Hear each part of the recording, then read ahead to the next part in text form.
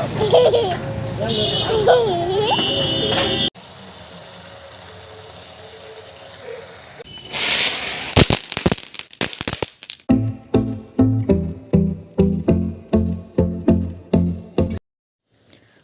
Hello అండి. ఎలా ఉన్నారు? అందరూ బాగున్నారా? నేను చాలా బాగున్నాను. మీరందరూ కూడా చాలా బాగున్నారు అనుకుంటున్నానండి.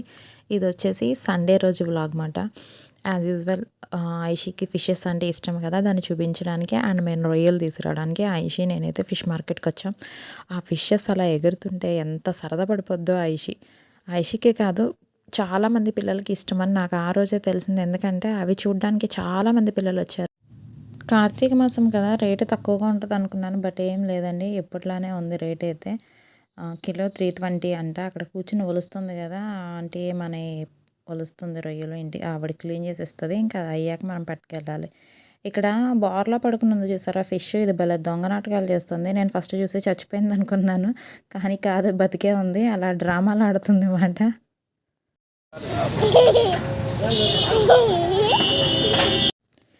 మన రొయ్యలైతే ఆవిడ ఒలిసేసి ఇచ్చేసింది. అవి పట్టునైతే ఇంటికి వచ్చేసాము. అయితే నేను కొంచెం సాల్ట్ వేసేసి వాటర్‌లో పసుపేసి, నిమ్మకాయ రసం పిండేసి వాటిని నీట్‌గా అయితే కడిగేసుకుంటున్నాను. అలా చేయడం వల్ల బ్యాక్టీరియా చచ్చిపోతది. అండ్ నీసు వాసన ఉండదు నిమ్మకాయ పిండడం వల్ల. అయితే ఇక్కడ మా హస్బెండ్ ఏం చెప్పారంటే లంచ్‌కి వస్తానని ముందు చెప్పారు. మళ్ళీ హ్యాండ్ ఇచ్చారు. సో, చలిగా ఉండి మేము కూడా లెగలేకపోయాం తొందరగా. సో, మేము లేచేటప్పటికే లేట్ అయింది. నేను ఇంకా ఫిష్ మార్కెట్‌కి వెళ్ళి తెచ్చేటప్పటికే 11:30, 12 అయిపోయిందన్నమాట. సో, ఇంకా లేట్ అయిపోయింది ఎందుకులే అని చెప్పేసి ఇంకా మాకే కదా అని చెప్పేసి కొన్ని ప్రాన్స్ అయితే కర్రీ చేసేస్తున్నాను పిల్లలకి, నాకు. ఈయన లంచ్‌కి రావట్లేదు కదా! ఇంకా మిగతా కొన్ని రొయ్యలు మిగిల్చేసాను. ఆ రొయ్యలు ఏం చేశానంటే మ్యారినేట్ చేసేసి ఫ్రిడ్జ్‌లో పెట్టేశాను. ఉప్పు, కారం, పసుపు, అల్లం వెల్లుల్లి పేస్ట్ వేసేసి దాన్నైతే ఫ్రిడ్జ్‌లో పెట్టేశాను. తర్వాత నైట్‌కి దాన్ని బిర్యానీ చేద్దాము అని చెప్పమాట. అయితే మార్కెట్ నుంచి వస్తూ చూడండి చాలా పెద్దగా ఉన్నాయండి రొయ్యలు మాత్రం చాలా పెద్దగా ఉన్నాయి. రేటు రీజనబుల్లే అనిపించింది. వస్తూ మార్కెట్ నుంచి ఇలా ఉల్లిపాయలు అయితే తీసుకొచ్చాను. ఇవి మరీ పెద్దగా లేవు, చిన్నగా లేవు. ఈ ఉల్లిపాయల దగ్గర నాకు చిరాకు. నేను ఎప్పుడు కొనను. మా హస్బెండే తీసుకొస్తారు. బట్ ఈసారి తప్పలా తీసుకున్నాను. మరీ పెద్దగా లేవు, చిన్నగా లేవు, పర్వాలేదు. అయితే ఐషీకి స్లిప్ టెస్ట్ ఉందిమాట నెక్స్ట్ డే. అయితే స్పెల్లింగ్స్ అవి రాపిస్తున్నాను అక్కడ వంట చేస్తూనే. అయితే ఐషీ బాగా కన్ఫ్యూజ్ అయిపోతుంది డీకి, బీకి. ఇక్కడ బ్లాక్ బోర్డ్ అయితే బ్లాక్ స్పెల్లింగ్‌లో బీ బదులు డీ పెట్టింది చూడండి. తర్వాత మళ్ళీ బోర్డు దగ్గర కూడాను బీ బదులు డీ పెడుతుంది. బాగా అసలు కన్ఫ్యూజ్ అవుతుంది. దానివల్లే మార్క్స్ అయితే పోతున్నట్టున్నాయి. బీకి, డీకి ఎందుకు ఫస్ట్ క్లాస్‌కి వచ్చాక కూడా కన్ఫ్యూజ్ అవుతుందో నాకు అర్థం కావట్లా. ఇంతకన్నా ఎక్కువ ఇది వీడియో నేను పెట్టాననుకోండి, ఈ వీడియో చూసి నన్ను అట్లా అన్నావు, ఇట్లా అన్నావు అని తిడుతుంది. అందుకే ఇక్కడితో ఆపేస్తున్నాను ఇది. సో, లంచ్ అయితే మాది రెడీ అయిపోయింది. మేము ముగ్గురం పెట్టుకుని తినేసాము. తర్వాత ఒక చిన్న విషయం మీతో షేర్ చేసుకోవాలి.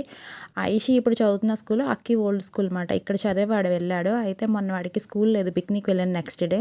అయితే వాళ్ళ చెల్లి కోసం స్కూల్‌కి నేను తీసుకురావడానికి వెళ్ళినప్పుడు నాతో పాటు వచ్చాడనమాట. వాళ్ళ అన్నని చూసి చూడండి ఎలా చేస్తుందో. యాక్చువల్‌గా ఇది అక్కి డ్రీమ్ మాట. వాడి స్కూల్‌కి అది వెళ్ళినప్పుడు పరిగెత్తుకొచ్చి వాడిని అది హగ్ చేసుకోవాలి అని చెప్పాడు. బట్ వాళ్ళ చెల్లి స్కూల్‌కి వాడు వెళ్తే వాడిని అలా హగ్ చేసుకుంది. అట్లా అది తీరింది మాట వాడికి అనుకోవాలి. తర్వాత ఇంక నేను నైట్ మా హస్బెండ్ డిన్నర్‌కి వస్తానని చెప్పారు. ఇక్కడ నేనైతే బిర్యానీ అయితే ప్రిపేర్ చేస్తున్నాను. ఈ లోపులో నేను యాక్చువల్‌గా ఏంటి అంటే ఇవి స్పైసెస్ అన్నీ డ్రై రోస్ట్ చేసేసుకుని మిక్సీ కొట్టేశాను. మీకు చూపించాలి అనుకున్నాను. బట్ ఫోన్ మాట్లాడుతా మర్చిపోయాను. వీడియో షూట్ చేయలేదు. నేను స్పైసెస్ అన్నీ అంటే అన్నీ ఆల్మోస్ట్ ఇక్కడ చూపించినయి అన్నీ. అందులో ఒక బిర్యానీ ఆకు, ఈ మరాఠీ మొగ్గ ఒకటి వేయను. మిగతా అన్ని స్పైసెస్ వేసేసి తర్వాత అందులో జీలకర్ర, ధనియాలు కూడా వేసేసి నేనైతే డ్రై రోస్ట్ చేసి మిక్సీ పట్టేశాను. ఇక్కడ ఇవన్నీ బిర్యానీలోకి అంటే నేను బగారా రైస్ కింద బిర్యానీ ఫ్లేవర్డ్ రైస్ సపరేట్‌గా చేస్తున్నాను. అండ్ కర్రీ ఏమో సపరేట్ చేస్తాను. అది చూపిస్తాను. ఇట్లా చేయడం వల్ల ఏంటంటే పిల్లలు హ్యాపీగా తింటారు. లేదంటే కారం అని తినరు కదా! ఇట్లా అయితే చక్కగా పిల్లలకి, పెద్దోళ్ళకి ఇద్దరికీ ఇబ్బంది ఉండదు. ఇది పొద్దున్న మ్యారినేట్ చేసి ఫ్రిడ్జ్‌లో పెట్టాను కదా! దాంట్లో ఇప్పుడు నేను పెరుగు అండ్ నిమ్మరసం తర్వాత మసాలా పౌడర్ అయితే మిక్స్ చేసి పెట్టా. అందులోనే పుదీనా ఆకులును తర్వాత పచ్చిమిర్చి కూడా వేసి పెట్టేశాను. ఇక్కడ చెప్పాను కదా ఇందాక నేను మిక్సీ గ్రైండ్ చేసేసుకున్నాను. అది షూట్ చేయడం మర్చిపోయాను. చెప్పాను కదా సేమ్ అన్ని స్పైసెస్ వేశాను. బట్ అందులో మరాఠీ మొగ్గ ఒకటే వేయలేదు. మరాఠీ మొగ్గ, బిర్యానీ ఆకు తప్పనిచ్చి మిగతా అక్కడ చూపించినన్ని వేసాను. ధనియాలు, జీలకర్ర మీకు చూపించలేదు, అవి కూడా వేసాను అనమాట. అంటే ఇక్కడ నేను పక్కన ఇలా రెడీ చేసేసుకున్నాను. ఇంకా పొయ్యి మీద వేయడమే చూపిస్తాను. ఈ లోపల ఇషికి ఆకలేసేస్తుందంట. నాకు మార్నింగ్ చేసిన చారు వేసుకొని తినేస్తుంది. అందులోకి ఆలు చిప్స్ వేసుకొని తినేస్తుంది అనమాట. ఇంకా బిర్యానీ రెడీ అయ్యాక మళ్ళీ కావాలితే అప్పుడు తింటుంది. సర్లే లేట్ అవుతుంది కదా అని పెట్టేశాను. అప్పుడు టైం ఎంతో అవ్వలేదు, బట్ 6:30నో 7 అయింది అంతే. తను తినేస్తానని చెప్పింది. ఇక్కడ నేను వండేది ఒక గ్లాస్కి, బట్ నేను 4 గ్లాసులు ఉడికే గిన్నె అయితే పెట్టాను. నా దగ్గర ఇది తప్పలేదు. ఈసారి అయితే చిన్నది తీసుకోవాలి. అందులో దీనికి ఏమైందంటే మిడిల్లో ఎత్తు వచ్చింది ఎందుకో. దీన్ని ఒక దెబ్బేస్తే సెట్ అవుద్దో ఏమో తెలియదు కానీ ఆ వేసిన నూనె, నెయ్యి అంతా వెళ్ళి ఆ మూలకి చేరుకుంటుంది. ఆ స్పైసెస్ అన్నీ ఆ మూల వేసి వేపాల్సి వచ్చిందన్నమాట. ఇందులో వచ్చేసి నేను కొంచెం ఆయిల్ అండ్ గీ 2 వేస్తాను, వేసి చేస్తాను. నేను చాలా తక్కువే వేస్తాను ఆయిల్ అయితే మాత్రం. ఇంతే వేసానని ఏమనుకోవద్దు. ఇందాక చూపించిన స్పైసెస్ అన్నీ కూడాను వేపేసుకుని దాంట్లోకి ఉల్లిపాయ, పచ్చిమిరపకాయ ఇందాక కట్ చేసి పెట్టుకున్నాను కదా, అది కూడా వేసి వేపేసాను. ఇందులో జీడిపప్పు వేసుకోవచ్చు. మా పిల్లలు ఏంటంటే తింటలేదు, తీసి పాడేస్తున్నారు. సో వేయలేదు నేను. ఇంకా పుదీనా అండ్ కొత్తిమీర కూడా వేసేసాను అనమాట. ఇవి కూడా మంచిగా ఒకసారి ఫ్రై చేసేసుకుని ఇందాక ఫ్రెష్గా దంచుకొని పెట్టాను కదా, అల్లం వెల్లుల్లి పేస్ట్ చూపించాను కదా, ఆ అల్లం వెల్లుల్లి పేస్ట్ కూడా ఇందులో వేసేసి పచ్చివాసన పోయే వరకు వేపేసుకుంటామే. అవన్నీ స్పైసెస్ అన్నీ మూలకు తీసుకెళ్ళి వేపాల్సి వస్తుంది. ఎందుకంటే అది ఎత్తు పల్లం కింద ఉంది. గిన్నె మధ్యలో ఎందుకో ఎత్తు కింద వచ్చింది. మూలకి వెళ్తున్నాయి అన్నీని. గిన్నె ఏమో పెద్దదిని, వండేదేమో చాలా తక్కువ ఉంది. ఇది తప్ప నా దగ్గర ఆప్షన్ లేదు మరి, ఇంకా అందుకే ఇందులోనే వండుతున్నాను. పచ్చివాసన పోయే వరకు శుభ్రంగా ఇది వేపేసుకున్నామే. తర్వాత నేనేంటంటే బాస్మతి రైస్ ముందే 1 అవర్ ముందు ఒక 4-5 టైమ్స్ నీట్గా కడిగేసి తర్వాత వాటర్ పోసి నానబెట్టి పెట్టాను. ఇప్పుడు వాటర్ వంపేసాను, మంచిగా రెడీ అయిపోయినాయి. కొంచెం ఆయిల్ తగ్గింది అని చెప్పేసి మళ్ళీ కొంచెం ఆయిల్ వేసుకున్నాను. ఇప్పుడు ఇందాక కడిగి పెట్టేసిన బాస్మతి రైస్ అయితే వేసేసాను ఇందులో. వేసేసి కదపకుండా అట్లానే ఉంచేయాలి. కొంచెం వేగనివ్వాలి సిమ్లో పెట్టి. దానివల్ల ఏమవుద్దంటే బిర్యానీ రైస్ పొడి పొడిలాడుతూ విరగకుండా వస్తుందన్నమాట, బాగుంటుంది. నేను వండే గ్లాస్ వచ్చేసి ఇది. ఈ గ్లాస్కి గ్లాసున్నర వాటర్ పోయాలి. నేను ఎప్పుడు అట్లనే పోస్తాను. ఒకవేళ మీకు ఏదైనా తగ్గింది అనుకుంటే ఇంకొంచెం కూడా యాడ్ చేసుకోవచ్చు, అందులో అయితే ప్రాబ్లం అయితే లేదు.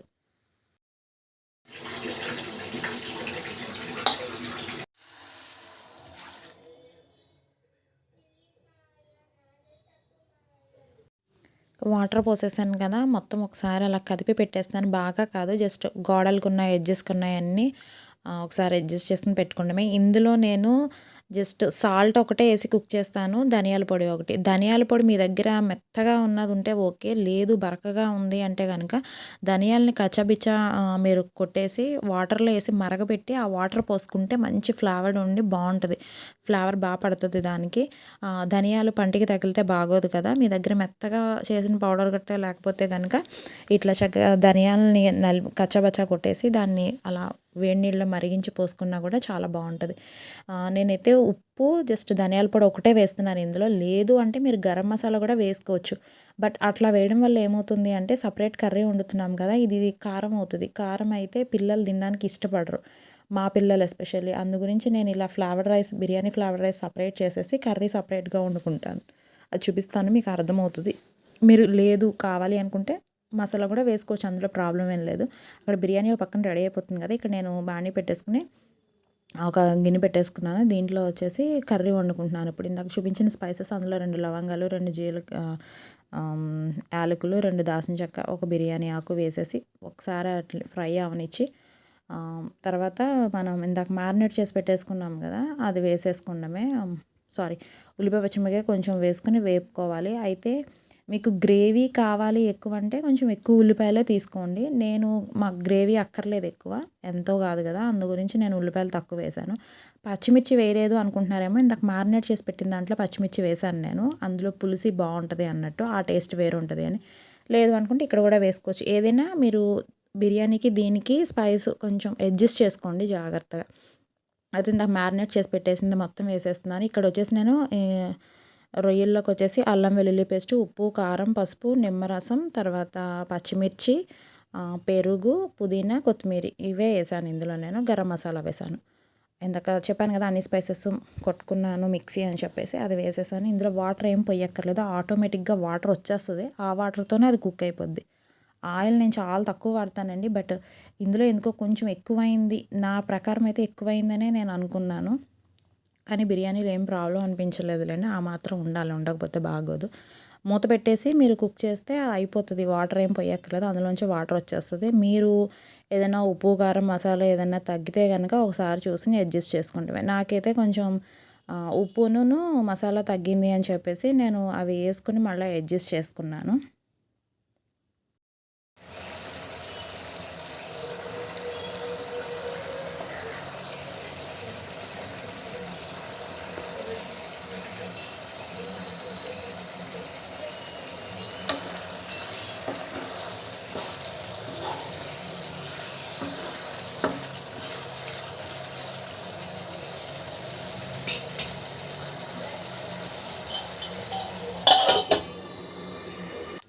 నేను ఇంకా వాటర్ ఏం పోయలేదు. చూడండి దగ్గరికి అయిపోతుంది, ఆయిల్ విడిచేస్తుంది కదా, పైకి వస్తుంది కదా.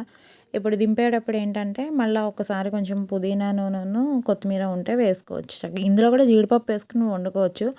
బట్ మా పిల్లలు తినరని చెప్పాను కదా, అవి తీసి పక్కన వేస్తున్నారు, వేస్ట్ అయిపోతాయని చెప్పి నేనైతే వేయలేదు. మీకు ఇంట్రెస్ట్ ఉంటే వేసుకోండి.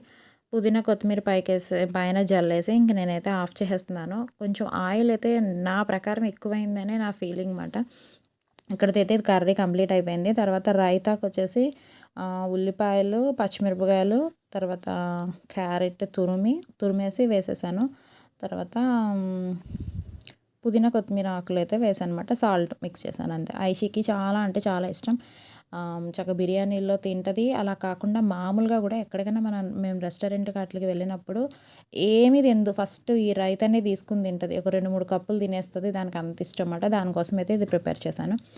ఇక్కడ బగారా రైస్ కూడాను కంప్లీట్ అయిపోయింది, రెడీ అయిపోయింది. జస్ట్ మనం కర్రీ కూడా ప్రిపేర్ చేసాం కదా, అది కూడా అయిపోయింది.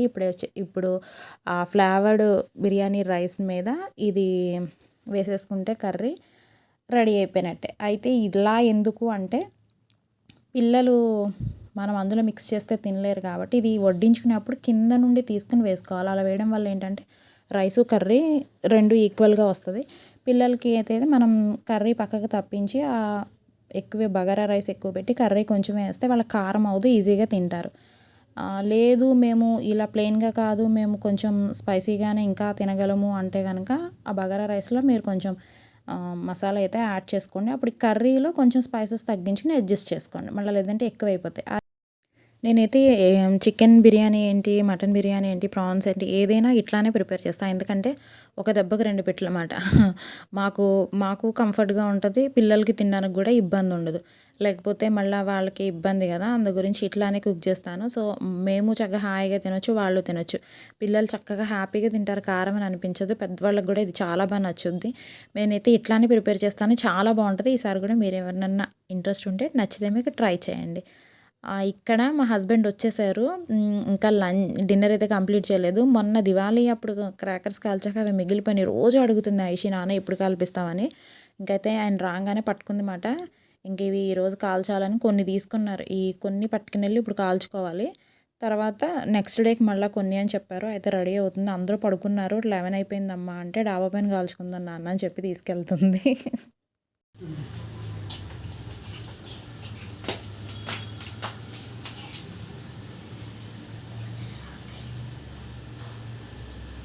అందరూ పడుకున్నారు, డిస్టర్బెన్స్ అన్నారని చెప్పి అలా స్లోగా మాట్లాడుతుంది.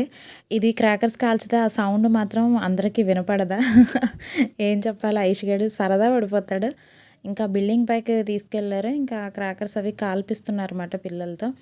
ఇంకా వాళ్ళు ఫుల్ ఎంజాయ్. చూడండి ఐషి అయితే భలే ఇదైపోతూ ఉంటుంది.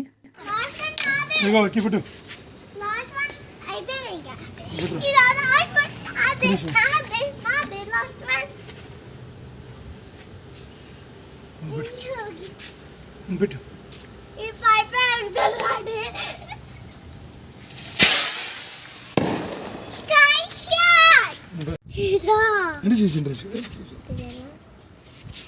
పెట్టండ్రా,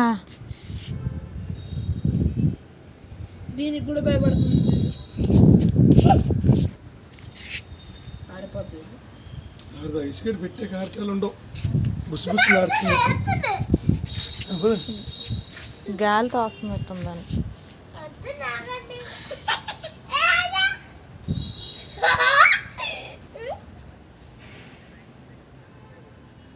ఏంటి రైస్ కదా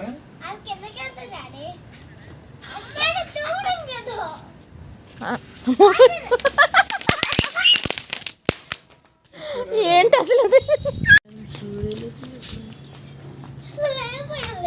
అది గాలికి